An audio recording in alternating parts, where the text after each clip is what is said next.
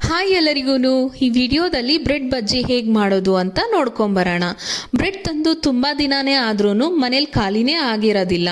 ಅಂಥ ಟೈಮಲ್ಲಿ evening snacks ಆಗಿ ಮಕ್ಕಳಿಗೆ ಈ ರೆಸಿಪಿನ ಮಾಡಿಕೊಟ್ರೆ ತುಂಬ ಎಂಜಾಯ್ ಮಾಡ್ಕೊಂಡು ತಿಂತಾರೆ. ಈಗ ಈ ರೆಸಿಪಿ ಹೇಗೆ ಮಾಡೋದು ಅಂತ ನೋಡ್ಕೊಂಬರೋಣ. ಒಂದು ಪಾತ್ರೆಗೆ 1 ಬೌಲಷ್ಟು ಕಡಲೆ ಹಿಟ್ಟು, ರುಚಿಗೆ ತಕ್ಕಷ್ಟು ಉಪ್ಪು, ಬ್ರೆಡ್ ಸ್ವೀಟ್ ಆಗಿರೋದ್ರಿಂದ ಒಂದು ಸ್ವಲ್ಪ ಖಾರದ ಪುಡಿ ಜಾಸ್ತಿನೇ ಹಾಕ್ಕೋಬೇಕಾಗತ್ತೆ. ಮತ್ತು ಇದಕ್ಕೆ 1 ಚಿಟಿಕೆಯಷ್ಟು ಅಡುಗೆ ಸೋಡಾ, 1 ಮೊಟ್ಟೆಯನ್ನು ಸೇರಿಸ್ಕೋಬೇಕು. ಅದಾದಮೇಲೆ ಇದಕ್ಕೆ ಸ್ವಲ್ಪನೇ ನೀರು ಹಾಕ್ಕೊಂಡು ಉಂಡೆ ಇಲ್ಲದೆ ಇರೋ ಥರ ಬಜ್ಜಿ ಹಿಟ್ಟಿನ ಹದಕ್ಕೆ ಕಲಸಿಟ್ಕೋಬೇಕು.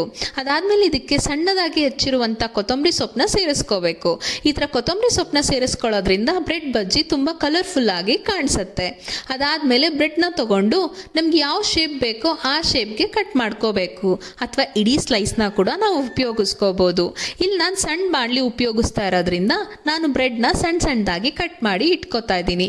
ಇದಾದಮೇಲೆ ಕಟ್ ಮಾಡಿ ಇಟ್ಕೊಂಡಿರುವಂಥ ಬ್ರೆಡ್ನ ಬ್ಯಾಟರಲ್ಲಿ ಅದ್ದಿ ಆಯಿಲಲ್ಲಿ ಫ್ರೈ ಮಾಡಿಕೊಂಡ್ರೆ ರುಚಿಕರವಾದ ಬ್ರೆಡ್ ಬಜ್ಜಿ ರೆಡಿ ಆಗುತ್ತೆ. ಇದಂತೂ ತಿನ್ನಲಿಕ್ಕೆ ತುಂಬ ಸೂಪರ್ ಆಗಿರುತ್ತೆ. ಒಳಗಡೆ ಪನ್ನೀರ್ ಸ್ಟಫ್ ಮಾಡಿರೋ ಅಂಥ ಒಂದು ಫೀಲಿಂಗ್ ಕೊಡುತ್ತೆ.